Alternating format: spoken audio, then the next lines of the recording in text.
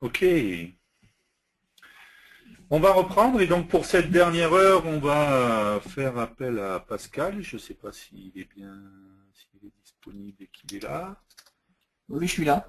Ok, d'accord. Pascal, je propose qu'on se plonge un peu dans ton code Oui, pas de et, problème. et que du coup on explique. Alors je vais expliquer un peu certaines choses sur les modifs que j'ai faites moi, puis je te laisserai peut-être plus parler sur le reste et notamment la partie cube, comment tu as architecturé ça et comment tu as fait ça. Donc moi j'ai l'écran, si tu n'hésites pas après à me dire si tu peux montrer ça, clique là ou ainsi de suite, quoi. Voilà. D'accord. Donc alors je vais partager mon écran déjà, ce sera bien. Ok, donc déjà, je l'ai dit de manière à être plus cohérent au niveau de la place et tout ça, et surtout pour la partie paramétrage en fait. J'ai bloqué donc l'application en mode paysage, hein, donc ça on l'a dit, ça se fait dans projet, options,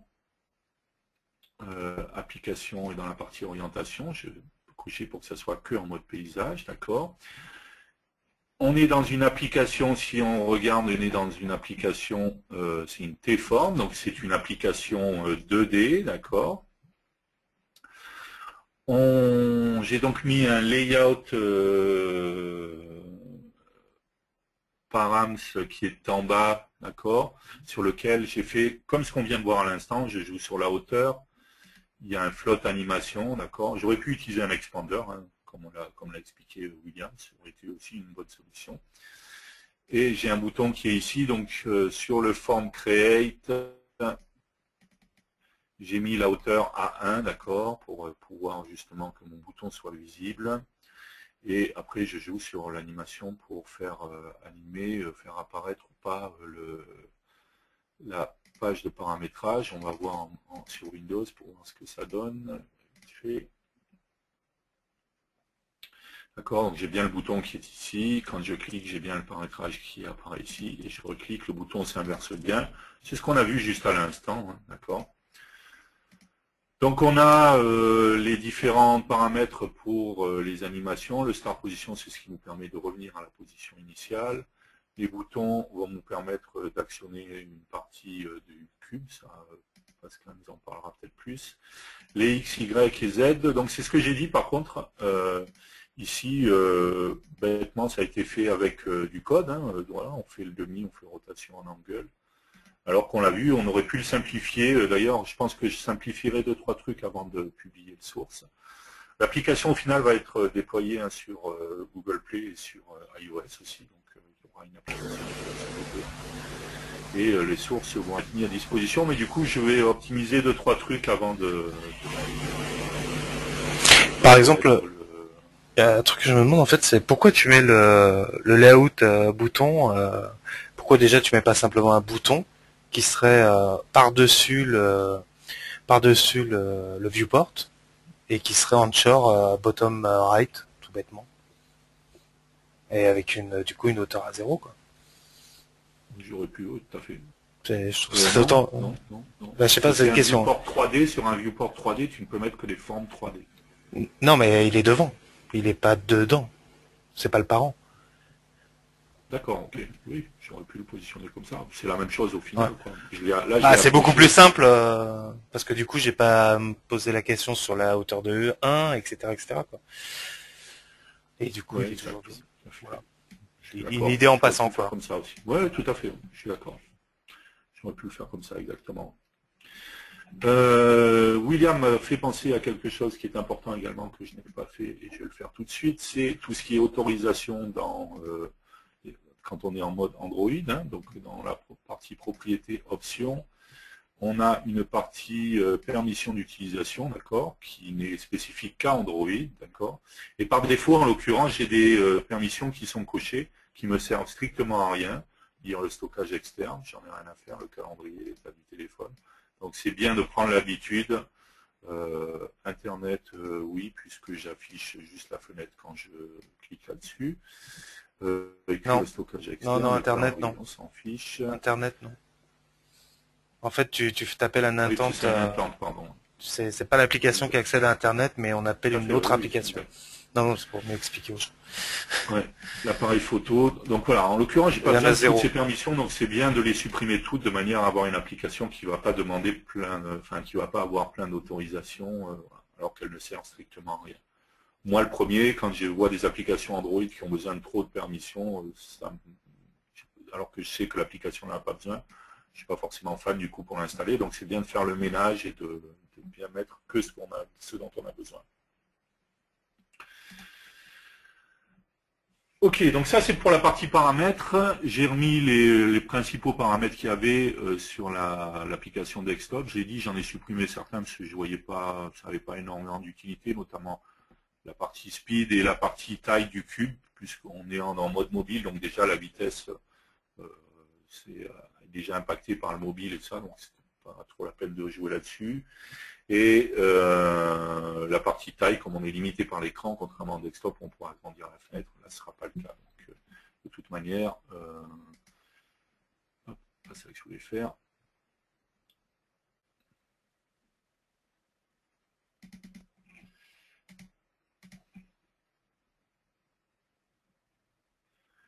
Le cube prendra, voilà, s'adaptera et prendra la totalité de l'écran. Hein, donc on voit bien que quand je réduis, il se réduit bien automatiquement.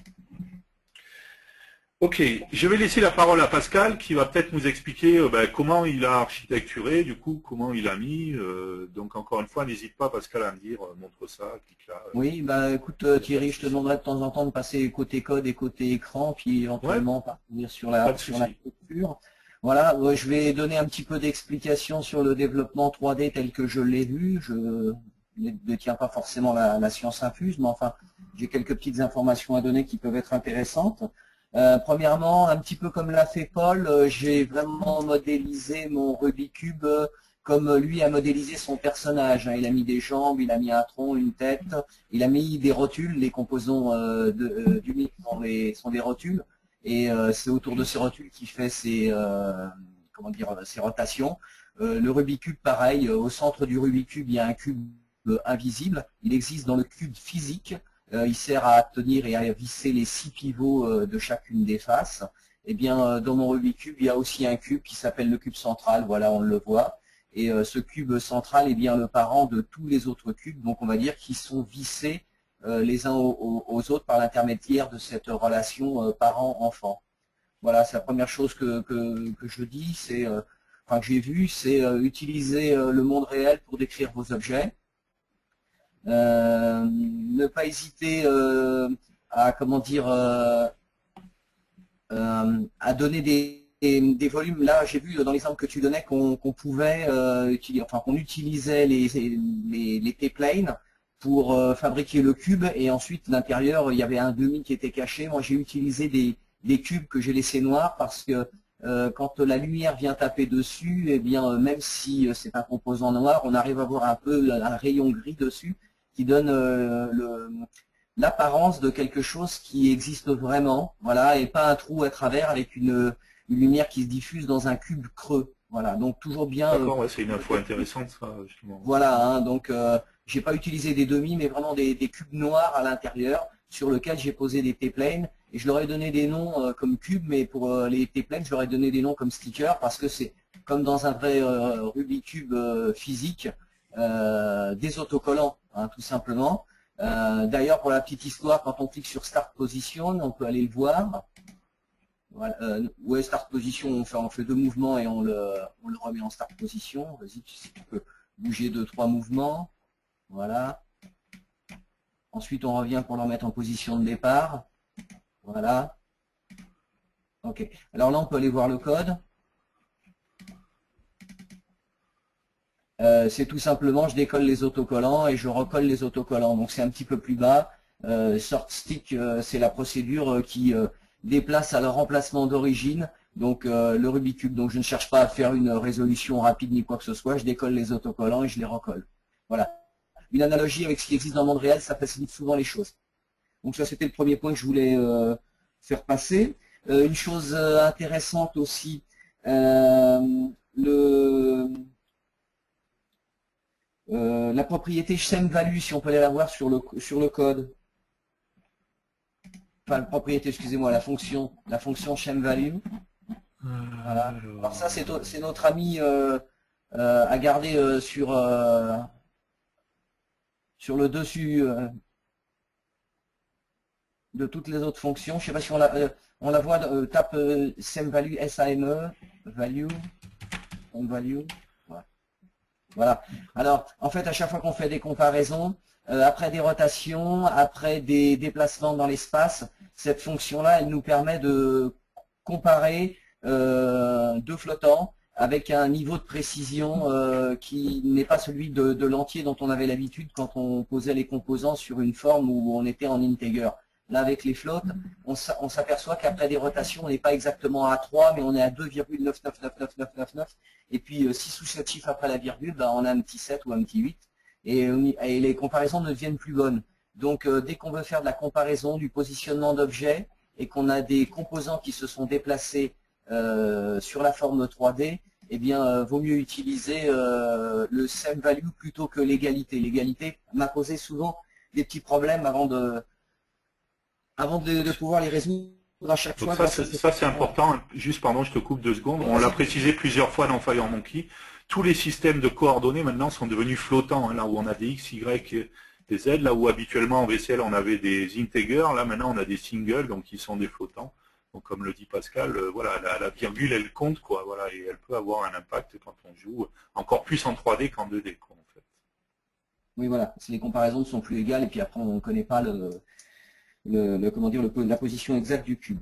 Voilà. William m'avait posé une question en avril 2012 et qui m'a demandé comment j'avais fabriqué, comment j'avais positionné tous mes objets en 3D. Je lui ai dit à la main, les uns avec les autres, en tirer lâcher, en valuant les propriétés. Et lui avait pensé qu'il fallait mieux le faire avec du code. Moi, je maintiens le fait que, un peu comme on a une forme 2D où on pose des composants VCL dans sa forme, quand on a du 3D à faire, il ne faut pas hésiter à poser les composants directement sur la forme plutôt que les instancier. Là, bon, pour le Rubik's Cube, c'était 3 boucles imbriquées, mais ne pas hésiter à les poser parce que on a déjà réglé tout de suite en posant les composants, eh bien, toutes ces notions de parent-enfant. Hein.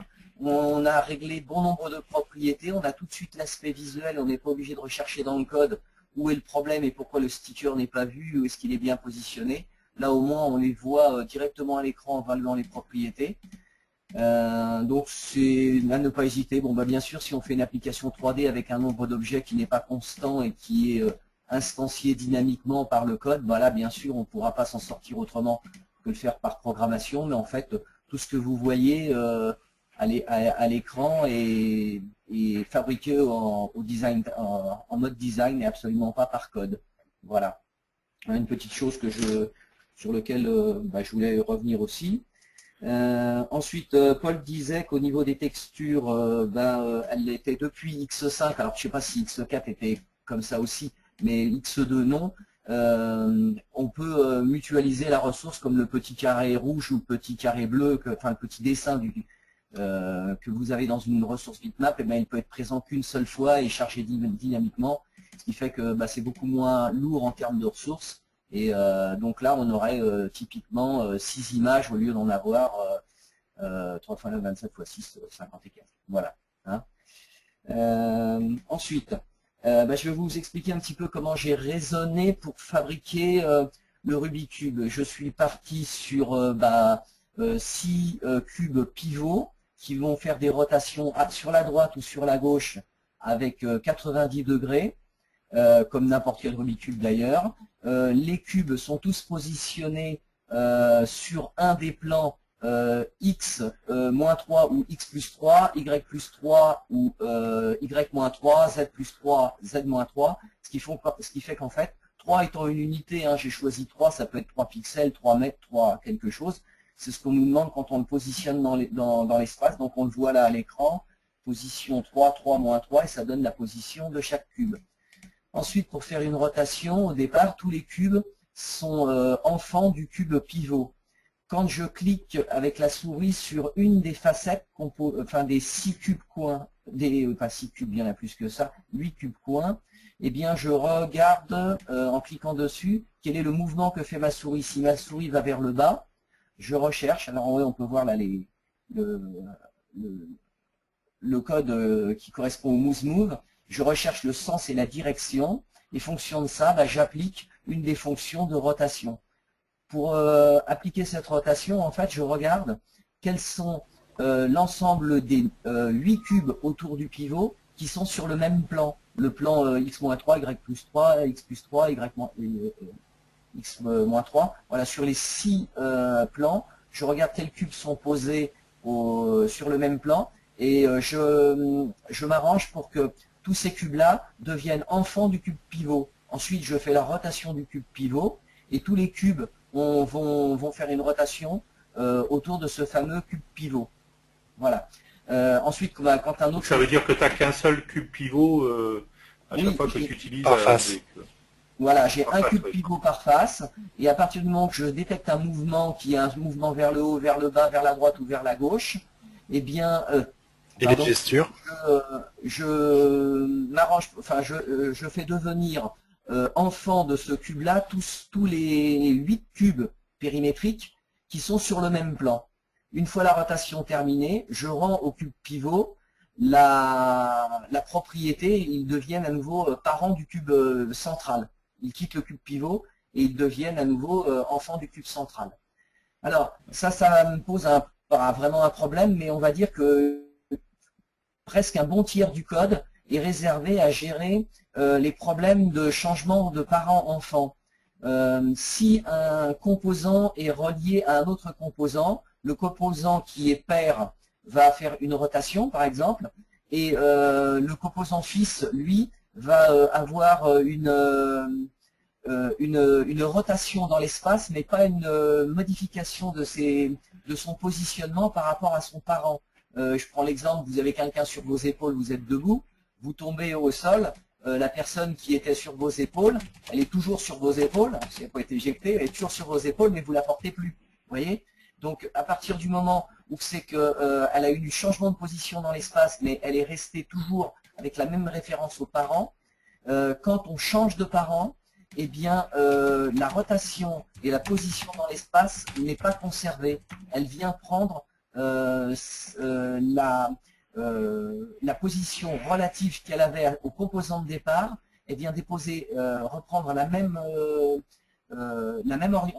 orientation et le même décalage que du parent précédent. Alors, il faut gérer à chaque fois le fait que le composant a été déplacé dans l'espace et le repositionner au bon endroit pour qu'il puisse à nouveau devenir enfant et qu'il ne se retrouve pas complètement décalé.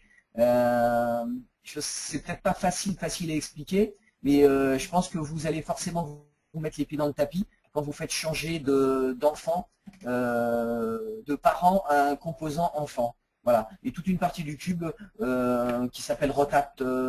Attendez, les fonctions, je les ai plus vraiment en tête. Mais que tu repasses à chaque fois par... C'est pour ça que tu reviens à chaque fois en fait sur le centre. Non. Ouais. C'est la raison pour laquelle tu reviens sur... Pour pouvoir repartir. Voilà, sinon tu ne saurais pas comment faire ta translation pour un autre... Voilà, on ne saurait pas comment faire la translation, ou alors il y a une fonction qui existe dans FireMonkey dans la partie 3D que je n'ai absolument pas découvert. C'est une fonction qui permettrait de dire je change de parent à un objet, mais je garde sa position absolue par rapport au nouveau composant. Donc il faudrait jouer tout ce qui a rotation angle, tout ce qui est positionnement, pour le raccrocher au nouveau parent et qu'il ne soit pas raccroché à un endroit complètement décalé, quoi. Voilà. Donc j'avais vu le programme du russe qui s'appelait Leonov, je sais plus, enfin bon, la personne... Vsevolod Leonov, c'est effectivement... Voilà, donc j'avais vu son Rubik's Cube à lui, on ne donnait pas les sources parce que j'étais intéressé de les étudier, c'était avant l'écriture du mien, et il s'arrêtait à des mouvements 2D où il faisait des rotations de plan, mais à aucun moment il faisait 2 rotations dans 2 sens différents, parce qu'à ce moment-là, on faisait exploser la relation parent-enfant. Donc toute la difficulté, c'est être capable de, voilà, comme on le voit à l'écran, de pouvoir tourner de changer de plan et que les composants restent à leur bonne position en changeant de parent. Voilà. D'ailleurs, on voit là quand le cube tourne, si on peut faire tourner la face rouge, voilà, on voit la lumière, je ne sais pas si vous la voyez, la lumière sur le cube noir quand on tourne la face rouge, ouais voilà, parce que là je peux pas le faire.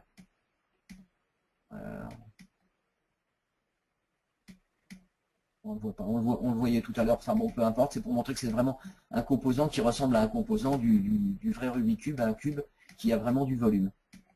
Voilà. Je regarde si j'ai encore d'autres choses à vous dire. Oui, une petite chose pas importante, mais que vous pouvez prendre en compte. Tout à l'heure, Thierry a utilisé un composant demi, il en a fait le parent de tous les autres composants, notamment les deux frames qu'il faisait tourner. Moi, j'ai pas utilisé ce principe-là, d'ailleurs on peut le regarder si on regarde l'arborescence. Les deux seuls enfants du composant demi que j'ai bien utilisé, qui est bien positionné au centre. Donc si on peut fermer encore le cube central. Voilà. Donc si on regarde le composant demi, il n'a que deux enfants, le composant caméra et accessoirement le composant main light qui est la lumière principale que j'ai mis côte à côte. Par défaut, la caméra, elle fixe toujours le centre de l'écran, donc on n'a pas à se poser de la question. Mais je crois qu'en cliquant d'ailleurs sur la position sur caméra, si on regarde caméra, je crois, on a une position, une propriété qui s'appelle target, cible, et elle peut dire le composant qu'il faut suivre. Donc on pourra aller mettre demi, mais là c'est pas la peine puisque demi est au centre de l'écran. Et moi, je suis parti du principe que si jamais je faisais devenir parent le composant demi de tous les autres, à chaque fois que je faisais une rotation en tournant autour de mon cube, les -3, les +3 étaient perdus puisque j'attaquais tout de suite dans de la trigo. Donc pour garder des coordonnées assez simples, +3, -3 à chaque fois, eh bien mon cube ne bouge jamais dans l'espace, le cube central ne bouge jamais, c'est la caméra qui tourne autour de l'objet. Je prends un peu l'analogie, vous avez un livre, vous allez le retourner, un immeuble, vous n'allez pas le retourner, vous allez faire le tour. Bon bah moi j'ai pris le principe que le Rubik's Cube c'est un immeuble et c'est moi qui fais le tour. Donc le composant du mi ne bouge pas, il est au centre. La caméra est fixée comme si c'était un grand bras. Et en faisant tourner la propriété demi, eh bien, la caméra tourne tout autour. Et puisque cette caméra fixe le point central, j'ai réglé le problème de tourner tout autour de mon cube dans toutes les directions. Pour régler le zoom, il suffisait d'avancer ou de reculer la propriété Z. Mais ça, vous ne le retrouverez pas dans le code puisque Thierry l'a enlevé. Il n'en a pas besoin sur la partie mobile. Mais j'avais un zoom qui permettait d'avancer ou de reculer sur le cube, et ça c'était réglé en jouant du plus ou du moins sur la propriété Z du... Mais vous le retrouverez sur l'appli desktop sur code source de toute manière. Oui, voilà, vous pouvez le trouver sur desktop code source, il était fait pour X2, mais apparemment il doit compiler sur X5 sans grosse difficulté. Oui, tout à voilà. fait. Alors d'ailleurs c'est une photo d'une vieille version, on n'avait pas encore retravaillé dessus sur toutes les animations. Voilà. Bon, je pense que j'ai dit à peu près ce qui était intéressant. Après, c'est vrai que ça peut faire évoluer sur différentes questions. Si vous avez des questions. On va voir s'il y a des questions. On va regarder. Les gestures. On va regarder les questions spécifiques là sur l'application Rubik's Cube. Hein. Je répondrai aux autres après. Pour la rotation des faces. Il y a une question qui dit, il n'y a pas une fonction qui détecte le cube qui est cliqué. Alors, en fait, quand on clique, ça ne s'arrête pas à l'emplacement X et Y, mais en fait, le clic de la souris, d'après ce que j'ai compris, va pointer en profondeur dans l'espace 3D et va s'arrêter au premier objet rencontré qui a une propriété e-text à vrai, c'est-à-dire qui va résonner et qui va recevoir l'événement. Donc, en fait, l'ensemble des trois cubes de chaque coin, puisque c'est eux qui initient la rotation, vont pointer sur la même fonction, recherche du mouvement et ensuite rotation de la face. Les cubes ne reçoivent pas le mouvement, c'est directement les stickers, les autocollants qui reçoivent l'événement. D'ailleurs, on peut le voir si on prend un sticker et que l'on regarde, c'est bien eux qui ont le mousse down, le mousse up et le mousse move. Ok. Voilà. J'ai entendu parler d'une question de gesture. Là, on en a parlé ce matin tous les deux avant la présentation. Je pensais qu'il fallait gérer les gestures et en fait non. Apparemment, le clic souris suffit même sur un composant mobile. Oui, tout à fait. Même sur la partie mobile, on récupère un clic classique. Après, c'est le clic qui a été analysé. Alors, on aurait pu utiliser les gestures. Mon but, comme c'était pas mon code aussi, c'était de détériorer le moins possible le code initial et donc de réutiliser ce que Pascal avait fait et ce qui fonctionne en l'occurrence. Donc peut-être qu'on aurait pu simplifier certaines choses avec les gestures, et encore que j'en suis pas sûr parce que on va avoir, selon comment est le cube, quoi, ça va pas être évident de récupérer la gesture qui correspond en fait, selon le sens du cube, quoi. Parce que dans les gestures, moi je vais avoir left, right, enfin des mouvements classiques, haut, bas, gauche, droite. Mais voilà. Donc, le gesture, personnellement, je le mets sur le viewport. Et après, je récupère l'objet en dessous, le cube qui a été sélectionné, mais c'est le viewport qui me sert de gestionnaire de gesture. Je le fais pas par cube, clairement. Ouais, ça, oui, exact. On pourrait le faire comme ça. Et du coup, tu as ta direction et c'est fini, quoi. Exact. Donc, encore une fois, il y a plein de manières de faire différentes. Il y a plein de choses qui peuvent certainement être faites d'une autre manière, mais voilà, c'est une manière de faire et c'est. Et encore, enfin voilà, l'objectif c'était vraiment de le porter en modifiant le moins possible, puisque c'était le code de Pascal, donc voilà, de modifier le moins de choses et de laisser son code le plus possible tel quel. Et en l'occurrence, il n'y a vraiment eu pas beaucoup de modifications à faire, hormis toute la fenêtre de paramétrage, quoi.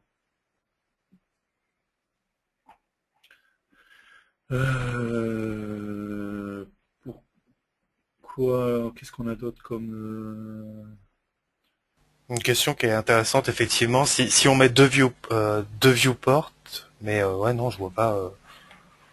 Est-ce qu'on peut avoir à l'affichage? La question, c'est est-ce qu'on peut utiliser plusieurs caméras? Alors ça, oui. Mais il n'y en a qu'une à l'instant T, quoi, qui visualise. On peut passer d'une caméra à une autre après. Ouais, mais on pourrait très bien avoir deux viewers, comme tu aurais deux panels qui t'afficheraient à un côté et l'autre, enfin tes deux caméras différentes, quoi. Pour avoir des vues différentes du cube, ouais. Je sais pas, j'ai pas vu ça, mais c'est intéressant, effectivement. Bon, après, comme on peut faire tourner le cube, est-ce que ça a vraiment un intérêt d'avoir des vues sur un empêche de, si je veux voir l'autre côté, quoi, je peux le tourner à la rigueur. Mais bon, pourquoi pas.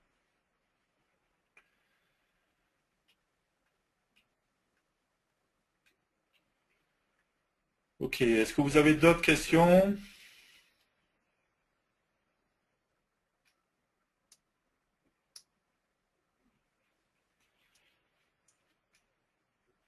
Non, pas d'autres questions. Alors après, je vais répondre aux autres questions qui ne sont pas spécifiques sur l'application On est avec Pascal. Là, donc là, on s'occupe des questions spécifiques sur le Rubik's Cube.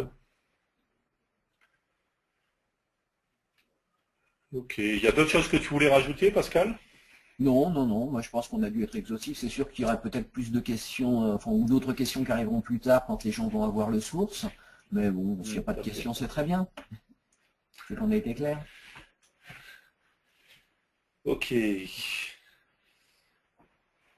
On va terminer en regardant s'il y a d'autres questions qui ne sont pas des questions spécifiques sur le Rubik's Cube. Ah oui, il y a une personne qui dit FireMonkey OS X, très buvard, normal ou pas? Ça veut dire quoi, buvard? Fade. Je sais pas ce que ça veut dire non plus. Ah, fade. Je sais pas si c'est fade ou fade. Donc, ouais. Et les stickers, la personne est partie en plus. Donc... Les stickers, tu les as mis pareil à tâtons pour qu'ils soient devant chaque face du cube? Oui, tout à fait. En fait, au départ, j'ai posé un sticker et j'ai regardé ce que ça donnait à tâtons, puis après, ça a été très très vite en fait. D'accord, ouais, mais c'est ça, tu as fait à tâtons pour avoir le premier, après tu as répliqué. Voilà, pour avoir le premier, j'ai regardé quel est l'offset qu'il fallait mettre par rapport au cube. Et c'est le 0,1 qu'on voit, le 0,01 qu'on voit. Dépasser un petit peu le volume, en fait, c'est un sticker qui doit être à fleur du cube. Ok. Une estimation à peu près, tu sais, du temps que tu y as passé? En fait, le plus dur, ça a été de régler cette histoire de changement de parent pour que le composant garde le bon positionnement dans l'espace. Donc sur ça, j'ai passé à peu près 3-4 soirs. Et pour le reste, ça a été très très vite en fait. J'ai écrit juste le Rubik's Cube au départ. Je pensais m'arrêter là, puis fonction plus fonction, donc on fait grossir, on fait diminuer, on fait des comment dire des rotations plus ou moins vite. On rajoute une petite zone funny qui permet de jouer des mouvements et de les apprendre, tous les mouvements qui donnent de belles figures. Et puis ensuite, on avait aussi les façons dont on jouait les pièces avec les flottes animations qui ont différentes courbes mathématiques pour jouer le mouvement. Donc ça, c'était aussi sympa à mettre en place. Et enfin, les lumières, pour apprendre les lumières, les tamiser. Donc dans la partie X2, on retrouve tout ça. Je ne sais pas si on retrouve ça en totalité sur le Rubik's Cube version X5. J'ai vu une partie où il y avait juste au-dessus du bouton Start Position, si on peut revenir dessus. Ouais. Voilà, si on peut revoir le panel après. Voilà, il y a animation, peut-être que là on peut changer la façon dont c'est animé. Je sais pas, hein, je n'ai pas vu ce... Oui, ça je l'ai laissé, donc il y a la combo box et on a les différentes animations. Voilà, il y a différentes animations et la façon dont le composant va se déplacer, eh bien ça sera fonction du... Alors, mais un bounce, on le voit mieux. Sur le bounce, ça se verra mieux. Ou élastique. Élastique, c'est pas beau, mais ça se voit. Voilà. On voit au départ et à l'arrivée que ça rebondit. Voilà. Donc tout ça c'est arrivé après, c'était pour que ce soit un petit peu fun, et puis bon, c'était le but de donner un saut, donc il fallait donner quelques petites fonctionnalités en plus. Voilà. Donc on peut jouer au clavier, on peut jouer à la souris, bon bien sûr sur portable, et puis on peut jouer en cliquant sur les boutons couleurs. Voilà, on a posé la question ce matin concernant le composant Steelbook qui sert, comme ça a été dit, simplement à définir des couleurs pour les différents boutons. Alors, justement, tu fais bien, tu viens de parler de ça. Alors, petite particularité, c'est que je me suis retrouvé embêté, oui et non, quoi, mais du coup, Pascal avait utilisé un Steelbook, on l'a dit, dans lequel il a défini les boutons, ce qui est très bien, hein, j'ai pas de souci avec ça. Ça évite de devoir mettre tous les paramétrages et de doubler, vu qu'on a plusieurs boutons rouges, plusieurs verts, ainsi de suite. Donc on prend un style, ensuite le bouton a le style bouton rouge ou bouton vert, ainsi de suite. Ce Steelbook, ensuite, on le rattache à la fenêtre hein, pour qu'il soit pris en compte, parce qu'ici, si je m'amuse à supprimer le Steelbook, ben, on voit bien que du coup, mes boutons n'ont plus de look, le look particulier, d'accord. Donc il faut ici que dans ma forme, je pointe vers ce Steelbook. Par contre, la petite particularité, c'est que du coup, quand je fais ça, comme la forme pointe vers ce Steelbook, lorsque j'étais sur mon bouton, en fait, que j'ai voulu lui définir en style lookup un arrow up to le bouton, ben dans la liste, j'ai rien. Tout simplement parce qu'il se base sur ce Steelbook. Donc la solution, c'est de supprimer le Steelbook dans la forme, d'accord. Donc là, on perd les styles, mais on les remettra après. Ce qui me permet ensuite, sur mon bouton, d'aller dans Style Lookup et de pouvoir récupérer, voilà, à la conception, encore une fois, parce que ça ne change rien à l'exécution. Hein. Si je mets directement le texte, il sera pris en compte à l'exécution. Mais voilà, c'est une petite astuce, du coup, je peux récupérer mes boutons. Une fois que je l'ai fait, que j'ai choisi mon bouton, je peux remettre sur ma forme mon Steelbook. Mais du coup, quand je reviens ici sur mon bouton, alors c'est pas grave parce qu'il est attribué le style, donc il n'y a pas de souci, il sera pris en compte, puisque c'est le style Android qui sera pris par défaut, Android ou iOS selon le cas. Mais dans la liste, à la conception, je ne retrouve pas la liste de mes boutons parce que lui, il cherche dans le Steelbook qu'on lui a attribué là. Voilà. Donc ça ne posait pas de problème puisqu'initialement c'était fait sur une version desktop, donc j'avais pas un bouton avec un type particulier. Mais du coup, là, comme je suis passé en mobile, j'ai eu cette problématique-là et qu'il a fallu que je fasse comme ça pour pouvoir y avoir accès. Quoi. Là, je t'ai vu sous la version Windows, tu as utilisé les touches. Ok. Sous la version Windows, Thierry, tu as utilisé les touches, si je ne m'abuse. R, G et W pour faire les rotations, non? Parce que je les ai vu bouger tout seul. Oui, elles sont implémentées, donc... ouais. Une question que je me pose, du coup, c'est sous Android, est-ce que si j'ai un virtual keyboard, est-ce que je peux faire une rotation et enfin comment ça marche?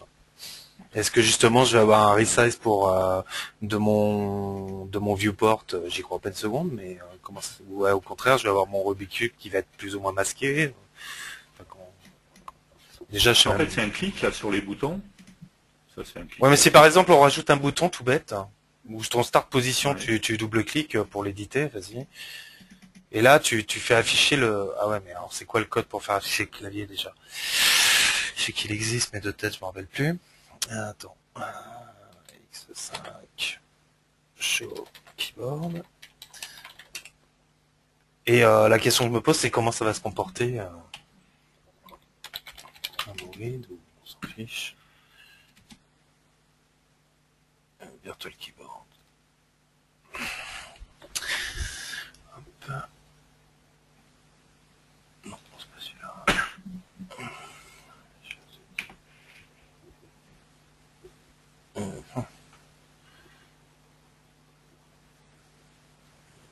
Je sais pas. Peut-être en mettant un champ edit, ça serait plus simple. Je sais plus où est le code. Oui, je sais qu'il existe, je l'avais déjà vu, mais je l'ai plus en tête et je tombe pas dessus direct. C'est, tiens, si je l'ai je te l'envoie pour iOS. Je pourrais tester sur l'iPad. Sommedit TextFit. Par contre, c'est Ah quoi non, le non, c'est paramètre pas qui est ça. obligatoire? Attends, c'est pas ça en fait. Non, je pense que c'est. Je suis pas sûr que ça existe en fait. Je pense que c'est plus une. Il doit falloir ajouter les uses avec les services aussi, ou je sais pas quoi. Oui. Ouais, non, je l'ai pas. C'est pas le bon code non plus. Mais si tu mets un edit, mettons un edit, on s'en fiche. Tu mets un edit au lieu du bouton et puis on n'en parle plus quoi.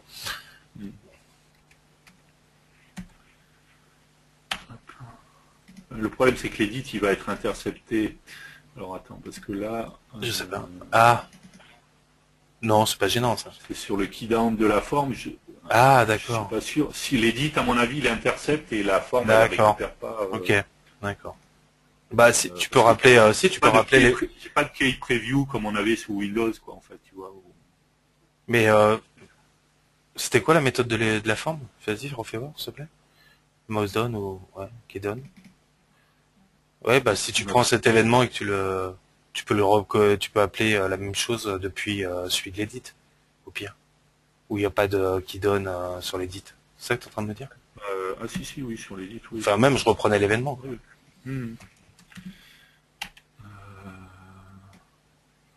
Bon, on s'en fiche, voilà.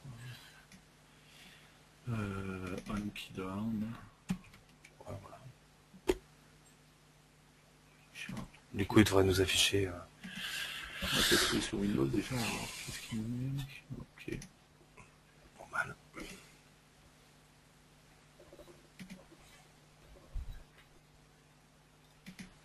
Donc, voilà. On va tester sur Android, je ne sais pas ce que ça va nous donner, mais on va voir. Hop.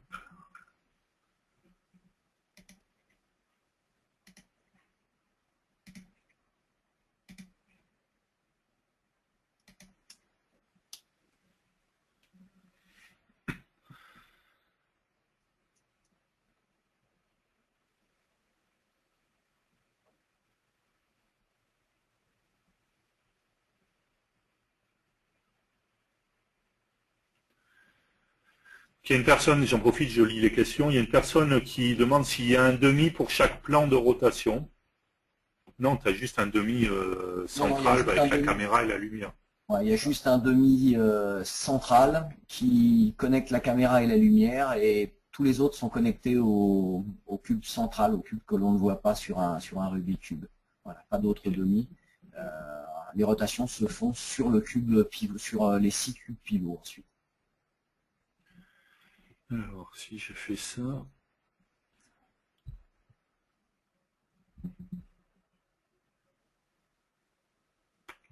Bon bah non. Ok, c'est intercepté en fait. Je suis pas sûr que le R ait été pris en compte en plus. Je suis pas sûr qu'il ait été pris en compte le R. J'en sais rien, je te Vu qu'il y a la complétion, tout ça, qui n'est pas encore envoyé. Ouais, si, il a été pris en compte. Mais ouais, c'est peut-être l'événement qui n'a pas été déclenché en fait. Peut-être. Ok, d'accord, merci.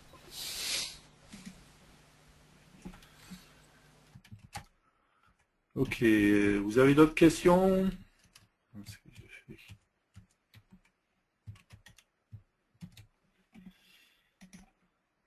Ça, hop. Alors,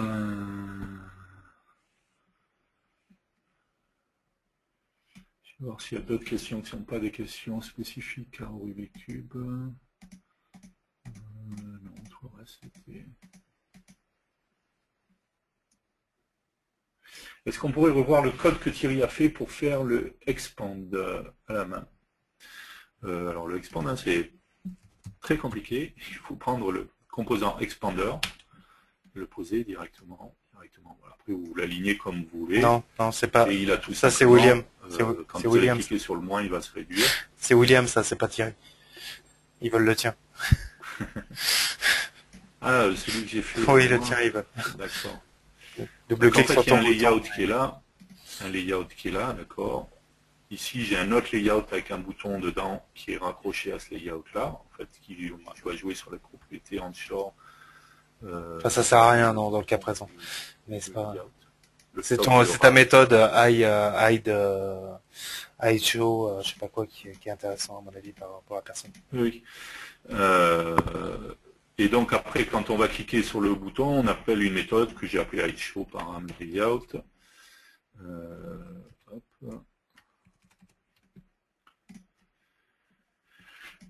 Qui tout simplement vérifie est-ce qu'on est en inverse ou pas et lance le float animation layout. Voilà. En ayant mis le inverse ou pas, ben, tout simplement on fera l'animation soit dans un sens, donc l'animation elle est liée au layout, elle est là, et elle joue sur la propriété height du layout. Donc si je réduis la propriété height du layout, ben, c'est ce qu'on voit ici. Si ici je m'amuse à réduire la propriété height du layout, automatiquement tout le reste prend la totalité. Et je pense qu'il y a ton float. On a juste dit donc il faut. Il y a ton unfinish aussi du float qui doit faire des trucs. Oui, il y a le. C'est lui, je pense, qui est le plus intéressant. Voilà. Pour le changement du bouton, voilà. Savoir donc selon la hauteur, sur le bouton, je mets le style lookup à arrow down to button ou arrow up to button. Je fais un repaint, je suis pas sûr qu'on soit obligé de faire le repaint, j'avais fait ça au début, mais c'était quand j'avais pas mis encore le 1, on le voit hein, ici lorsque sur le layout, si je mets une hauteur à 0, on voit bien que le bouton devient plus visible, alors que si je mets une hauteur à 1, automatiquement, voilà, il faut que j'ai un petit peu du layout qui soit visible pour que ce qui est rattaché puisse être visible. Enfin, sinon pour lui il n'y a rien, donc il ne le crée pas.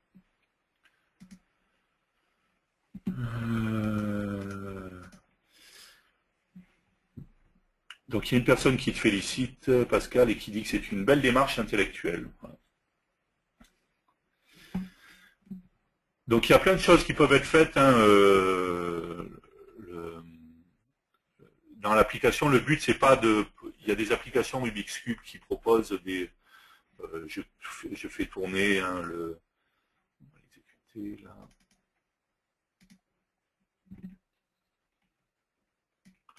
Je fais tourner autant de fois que je veux, enfin je me mets voilà, dans une position ou autre, je fais plein de mouvements, et après je peux avoir différentes solutions de résolution, c'est pas du tout le cas de l'application, et c'était pas le but de Pascal a priori, hein, ce que j'ai compris, et voilà, après ça peut être des choses que vous pouvez implémenter en plus pour agrémenter l'application, enfin plein d'autres choses qui peuvent être ajoutées. Quoi. Ok, pas d'autres questions ?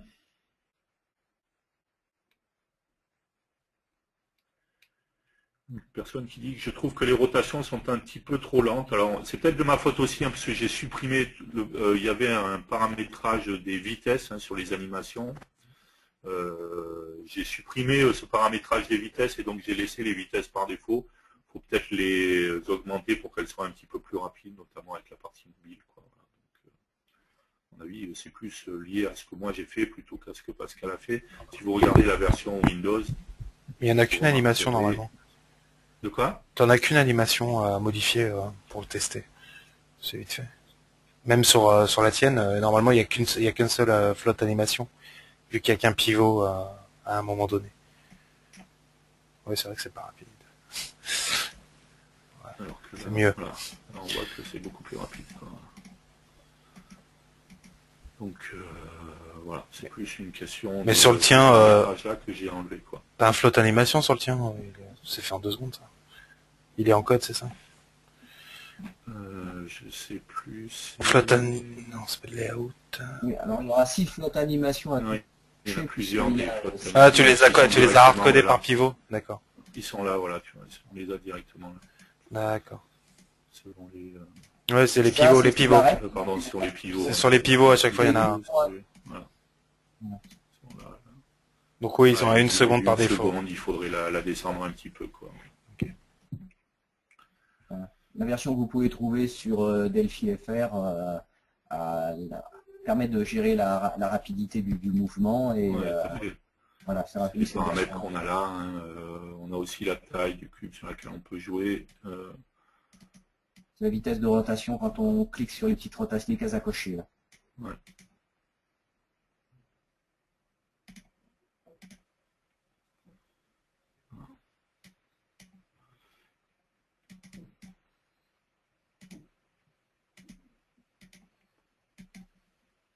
On voit que ça peut être rapide si on veut. Donc c'est plus ça, c'est du paramétrage. Ok, d'autres questions pour terminer? Non, bah alors je vous ai dit, je vais optimiser quelques petits trucs, pas à tout refaire, mais par exemple, je vais rajouter les live binding, 2-3 trucs qu'on a vus aujourd'hui avant de publier le code. Je le publierai comme j'ai publié pour les designs du vendredi, donc il y aura un lien qui sera mis directement. Et voilà, comme ça, vous pourrez vous inspirer du code. Vous aurez accès aussi, ça, vous avez déjà accès. On a donné le lien, on va le redonner à la version desktop qui était une version X2, mais encore une fois, il y a très peu de modifs à faire pour que ça soit pris en compte en X5. Donc n'hésitez pas à aller le voir. De toute manière, tout ce qui est fait dans les mouvements, les détections et tout ça, c'est exactement la même chose que ce qui est fait dans cette partie-là. Je n'ai pas changé là-dessus, je suis resté fidèle au code de Pascal. Donc là, tout est directement disponible là-dessus. Ok, si vous n'avez pas d'autres questions, merci beaucoup Pascal. Merci de nous avoir mis à disposition le code et de nous avoir permis de faire un épisode là-dessus. Ça permettait de parler de la 3D et c'est très intéressant. Donc encore une fois, merci beaucoup pour ta participation. Mais de rien, merci. Et puis, je vais vous souhaiter une bonne fin de journée à tout le monde. Et puis, on va se donner rendez-vous la semaine prochaine. Donc, la semaine prochaine, on va faire une application. Donc, on se donne rendez-vous la semaine prochaine dans le 8e épisode. Où on créera une application de prise de notes. Donc, voilà, n'hésitez pas. On va voir pas mal de choses là-dessus, notamment... on a déjà vu comment prendre des photos, comment adapter les choses, mais on complexifiera un peu tout ça. On exportera un peu tout ça, on sauvegardera les choses en base de données, donc on commencera à parler aussi de la partie base de données. Donc j'espère que vous avez appris plein de choses intéressantes avec la partie 3D. Hein. Vous avez vu qu'il y a beaucoup de choses qui sont faisables. On a pu montrer pas mal de choses, grâce à Pascal également. Il ne faut pas oublier que c'est lui qui a le plus travaillé sur cet épisode-là, il n'y a pas de souci. Merci à Paul aussi pour Apple Todd pour son code source qu'il a publié, qui est très intéressant. On vous a donné le lien. C'est un peu dans le même état d'esprit aussi, donc ça montre les fonctionnalités qu'on peut avoir en 3D. Merci à tous pour votre participation. Je vous souhaite une bonne soirée. Pardon, excusez-moi. Une bonne fin de soirée, une bonne fin de semaine, un bon week-end, et puis je vous donne rendez-vous donc la semaine prochaine. N'hésitez pas à nous contacter s'il y a des gens qui veulent contacter Pascal, n'hésitez pas à nous faire un mail et puis on lui transmettra les messages. Voilà. Donc merci à vous tous, merci d'être toujours aussi nombreux à nous suivre. Bonne fin de soirée, bon week-end et rendez-vous la semaine prochaine.